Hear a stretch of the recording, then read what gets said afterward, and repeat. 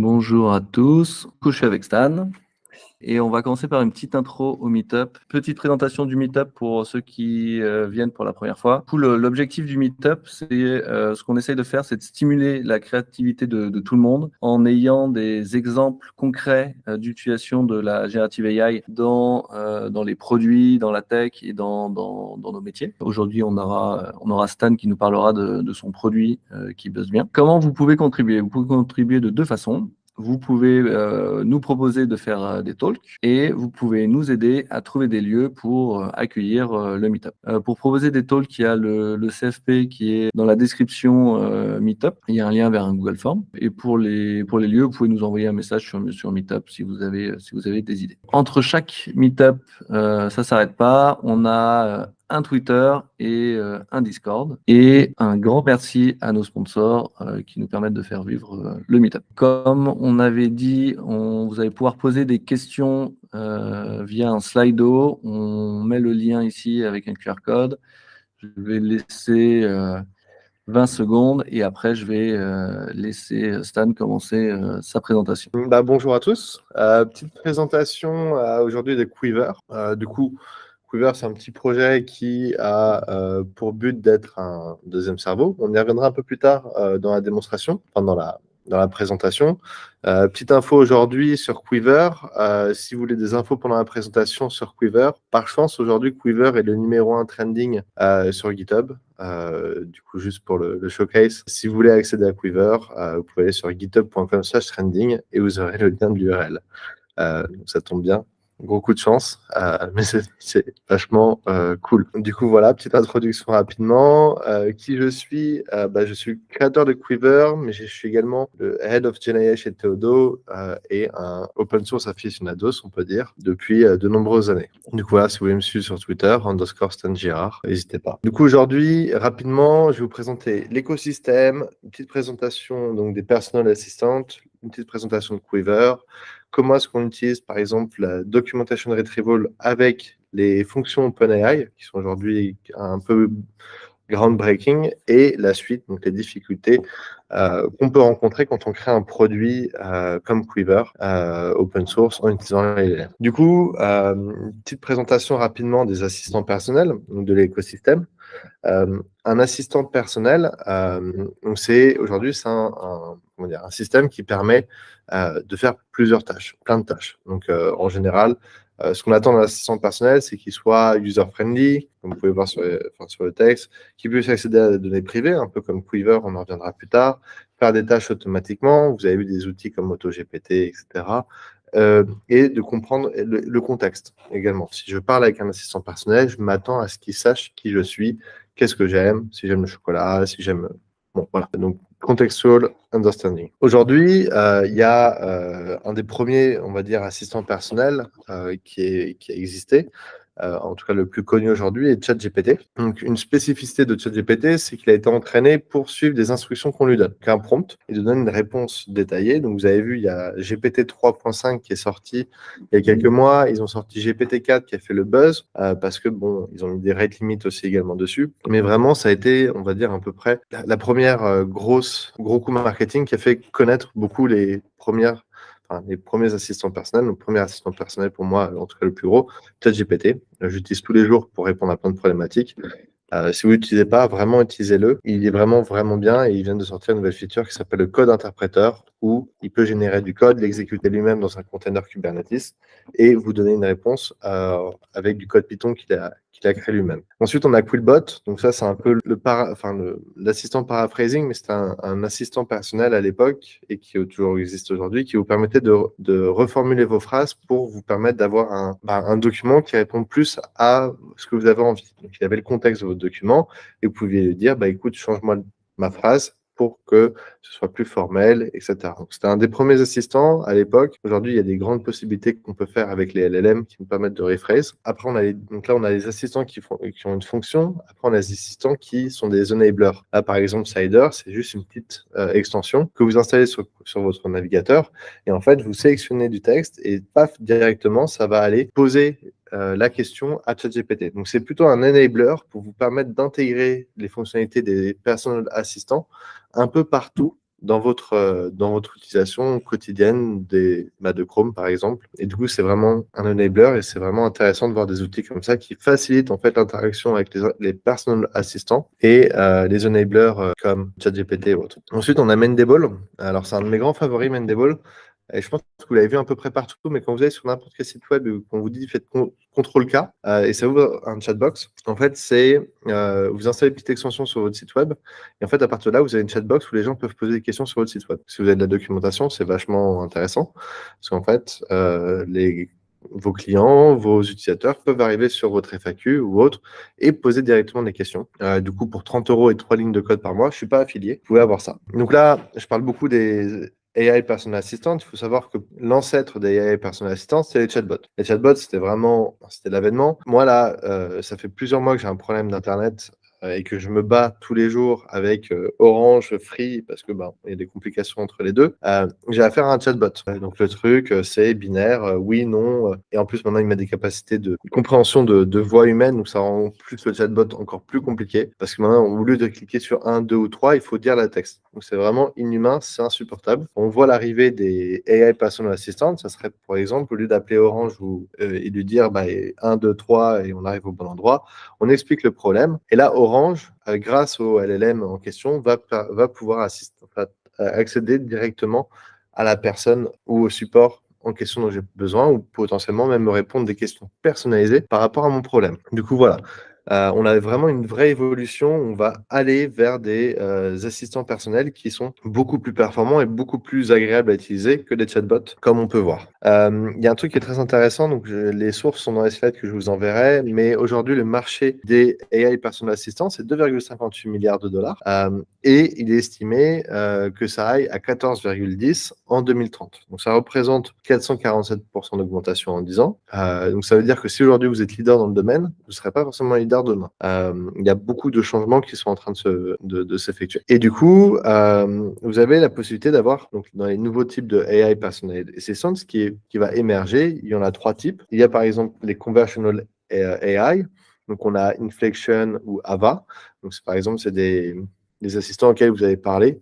Ils vont vous répondre, ils vont avoir une personnalité, une voix potentiellement aussi. Par exemple, il pourrait y avoir des personnages, par exemple, parler avec Loki, avec qui vous parlez. Donc, le personnage a une identité, une voix qui lui est propre, qui est entraînée, qui utilise des technologies basées sur LLM. On peut avoir les task delegation. Donc, sûrement, vous avez entendu parler d'AutoGPT, mais en fait, vous lui demandez quelque chose et il le fait. Donc, il va vous demander, faites-moi un rapport sur l'état de X choses et il va aller chercher automatiquement l'information partout.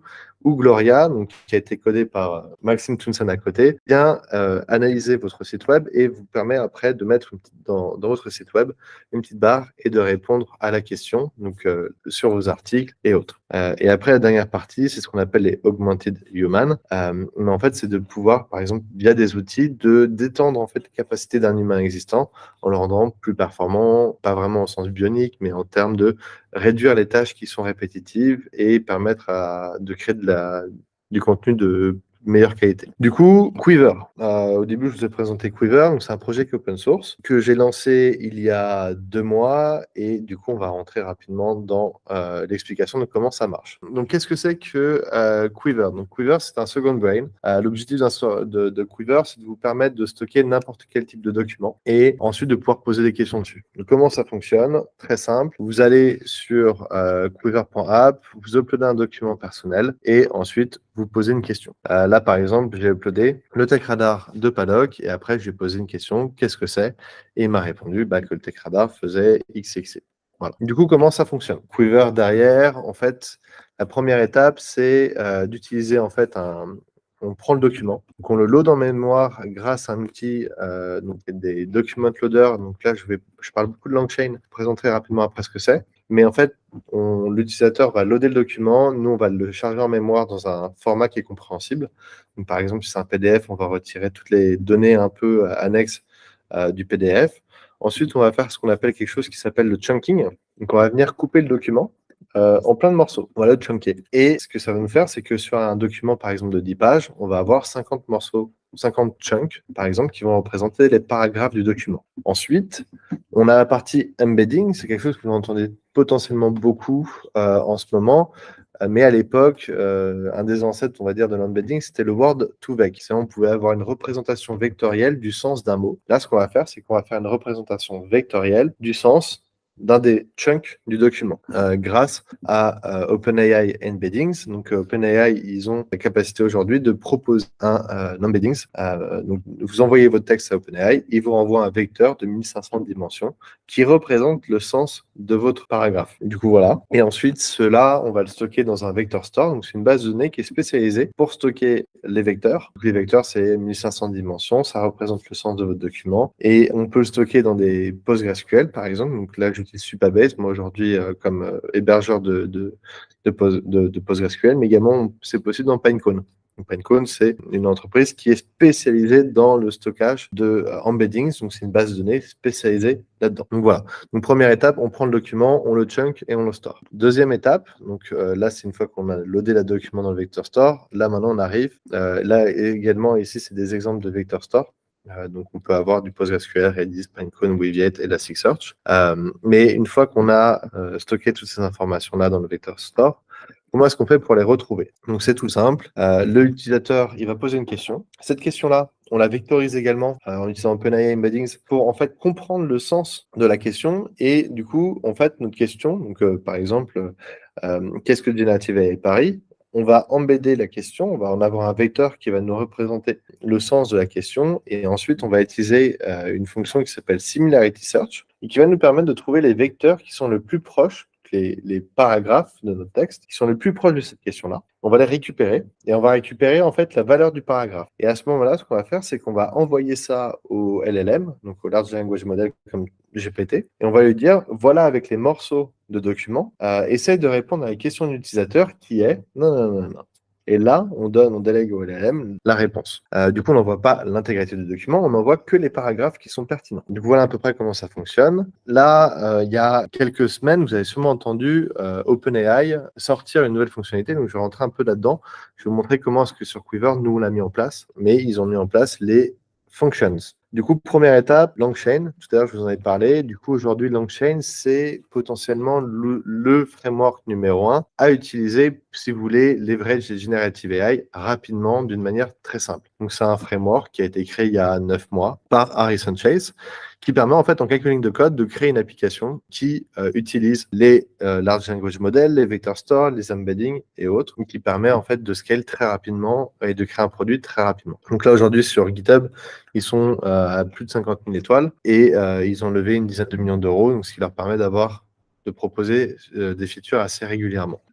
Pourquoi est-ce qu'on a besoin d'outils comme LangChain? C'est parce qu'aujourd'hui, par exemple, on a Bard AI, on a OpenAI, on a Meta avec leur modèle, on a Hugging Face. En fait, on a plein d'acteurs dans la communauté. Et là, aujourd'hui, OpenAI, c'est les meilleurs. Demain, ça va être Anthropic avec leur nouveau modèle Claude 2 qui vient de sortir il y a quelques jours. Demain, on va avoir, je sais pas moi, Hugging Face, ils vont sortir un modèle super puissant, je sais pas, et autres. Et du coup, quand on crée un produit dans un écosystème qui évolue très souvent, c'est bien d'avoir de la stabilité. Et du coup, on a besoin d'un proxy.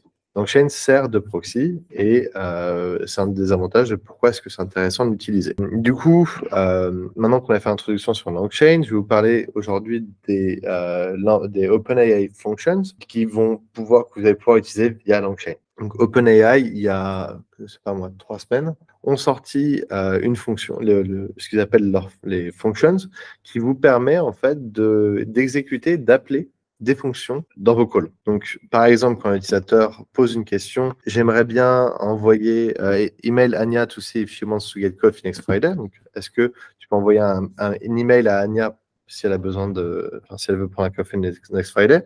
En fait, ce que ça va faire, c'est que LLM va traduire ça et va vous dire, en fait, pour faire cette action-là, il faut que tu appelles telle fonction que tu as dans ton code toi. Du coup, après, on va parser l'output du LLM et en fait, ça va être la fonction à appeler avec tous les bons paramètres. Du coup, ce qui est vraiment intéressant, à comprendre, c'est que c'est pas OpenAI qui exécute le code, mais OpenAI, vous lui fournissez en fait des fonctions, ce qu'il faut mettre comme paramètre, le JSON schema, et en fait, OpenAI va répondre que par le JSON schema. Du coup, ça vous permet d'avoir une sortie qui est structurée et qui vous permet en fait de faire des ifs and else et en fait, en fonction des réponses du LLM, de vous faire un comportement particulier. Du coup, petite démo rapidement de comment est-ce que ça fonctionne les OpenAI sur Quiver.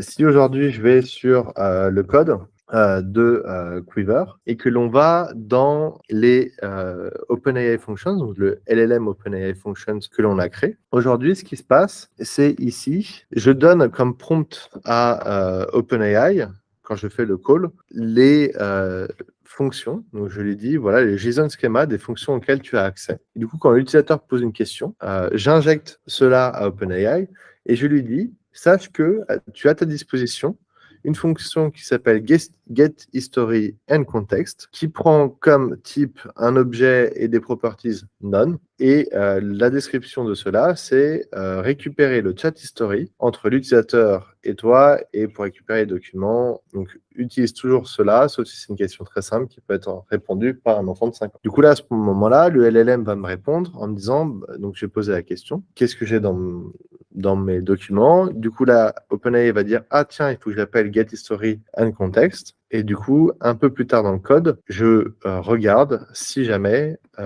OpenAI m'a répondu et m'a dit getHistory and context. Et dans ce cas-là, je récupère les paramètres et autres et je refais un call derrière avec toutes les bonnes informations.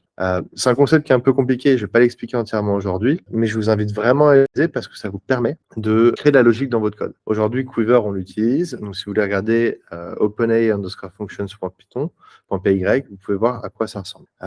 Mais c'est vraiment game changer. Ensuite, c'est très bien d'avoir créé tout cela, tous ces systèmes-là, et Quiver, c'est un outil qui est intéressant, je vous invite à le tester, une démo qui est gratuite. Mais il y a des problèmes qu'on rencontre aujourd'hui. Le premier, c'est, tout à l'heure, je vous ai parlé du chunking des documents. Mais là, par exemple, quand je prends un PDF et que je le sépare en paragraphes, je perds l'information sur où est-ce qu'on est dans le document. Est-ce que je suis à la page 1, à la page 10, à la page 20, dans quel chapitre je suis? Et également, par exemple, des fois, le context aware. Moi, quand j'ai un PDF, par exemple, je vais avoir mon texte.pdf, enfin mon PDF du moment, je sais que ce PDF-là est fait pour, par exemple, un talk sur Generative AI.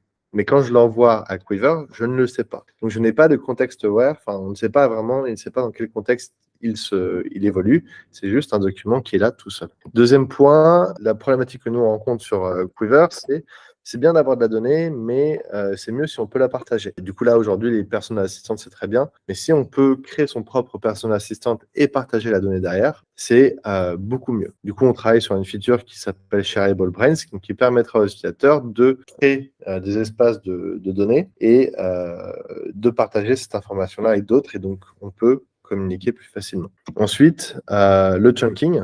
Donc là, aujourd'hui, le chunking, je vous ai parlé tout à l'heure rapidement, mais on sépare par paragraphe. C'est vrai que là, aujourd'hui, moi, je veux que tu sépares au bout de 500 caractères. S'il ne trouve pas un paragraphe au bout de 500 caractères dans le chunking, il va quand même séparer le document. Donc, ça serait bien, par exemple, si on fait sur Python, on prend un document Python, qui soit aware qu'en Python, une classe, ça commence par def et ça finit par deux lignes vides, par exemple, ou une indentation et autres.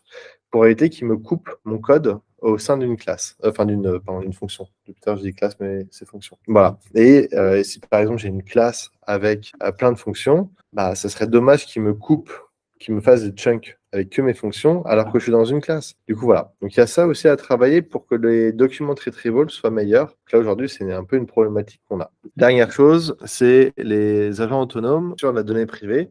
On s'est rendu compte qu'il y avait beaucoup de personnes qui posaient des questions donc sur Quiver sur résume-moi ces documents-là. Fais-moi un rapport détaillé de ma vie perso. Je ne sais pas, celui-là, c'est un exemple que je viens d'inventer. Mais on a vraiment un besoin de permettre d'avoir des agents autonomes qui, derrière, vont aller requêter plein de documents différents, agréger la donnée, faire des étapes intermédiaires, enregistrer l'état dans lequel il est et répondre à la fin, plus tard, une heure plus tard, une demi-heure, 10 minutes, la réponse à l'utilisateur. Mais juste répondre à des questions sur un document, ça ne répond pas à tous les use cases que les utilisateurs attendent. Du coup, voilà, je vous remercie pour l'écoute.